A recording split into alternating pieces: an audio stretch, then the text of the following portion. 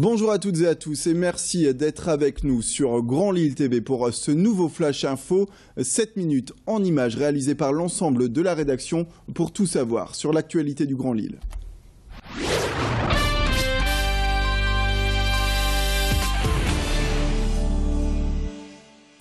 On parle dans ce flash de l'affaire concernant la pose d'un mur entre l'aire des gens du voyage, boulevard Pierre-Mauroy, à Wattrelos, et les résidences situées à quelques mètres de là, à Moucron, cette fois en Belgique. La semaine dernière, Henri Gadot, le premier adjoint au maire de Wattrelos, a voulu calmer le jeu en précisant qu'il s'agira d'une simple palissade demandée tant par les riverains belges que les riverains français. Le bourgmestre de la commune belge a tenu, lui, à s'exprimer afin d'éclaircir la situation. Pour lui, il se défend de toute demande de sa part. Ce projet serait exclusivement français. Des propos que dément Dominique Barre, le maire de Wattrelos. En attendant, le bourgmestre, lui, maintient ses propos. On l'écoute. Pour moi, l'idéal, c'est de ne pas faire ce projet à cet endroit-là. Mais bon, je crois qu'il n'y a rien à faire. Wattrelos veut le faire là. C'est pas l'endroit idéal puisqu'on est à 2 doigts d'habitation. Je crois que actuellement ils sont à 1,5 km. On vient les mettre à 30 mètres de la Belgique. C'est pas super. Mais enfin bon, on ne sait pas éviter ça, donc ne mettons plus de murs. On revient dans ce flash sur un sujet qui fait parler de lui depuis plusieurs semaines. Il s'agit des problèmes de paiement des retraites au sein de la CARSAT. La ministre de la Santé et des Affaires sociales, Marisol Touraine, a annoncé à l'Assemblée nationale la semaine dernière une décision pour permettre à tous les retraités de ne plus subir ces retards. Tout dossier complet déposé 4 mois avant la date prévue de départ en retraite devra être traité par la CARSAT dans les temps.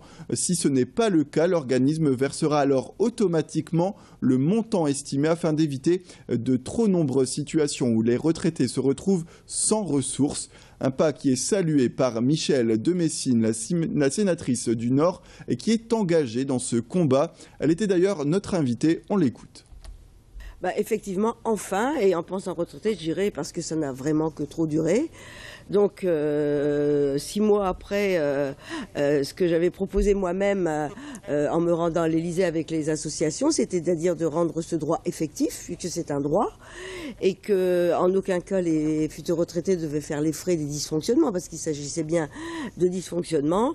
Donc, enfin, je pense que c'est peut-être un peu 6 mois de trop, mais je me réjouis quand même.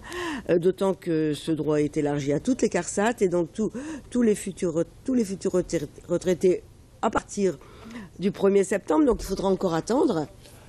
Et nous parlons immobilier également dans ce flash. Jeudi dernier, au Club de la Presse de Lille, les notaires de la région ont fait le point sur l'état du marché immobilier dans la région et sur la santé de leur profession.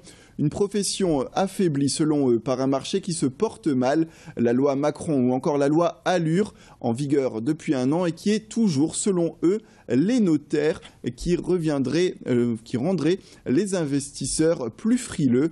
La réunion a permis aussi de voir que dans le Nord-Pas-de-Calais, 470 notaires sont installés dans un marché déprimé avec une baisse des transactions, 18% pour les maisons et 11% pour les appartements.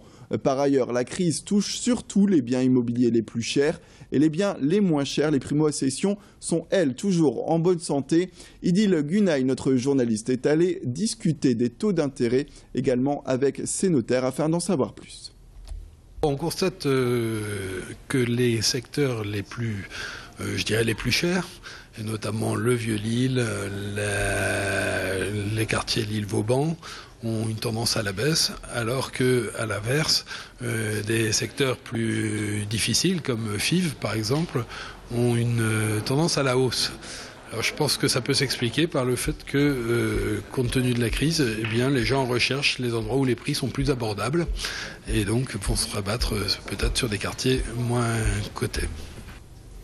Et nous partons du côté de Dunkerque pour terminer ce flash dans cette édition avec la Marine nationale qui était présente ce week-end pour le 75e anniversaire de la bataille de Dunkerque.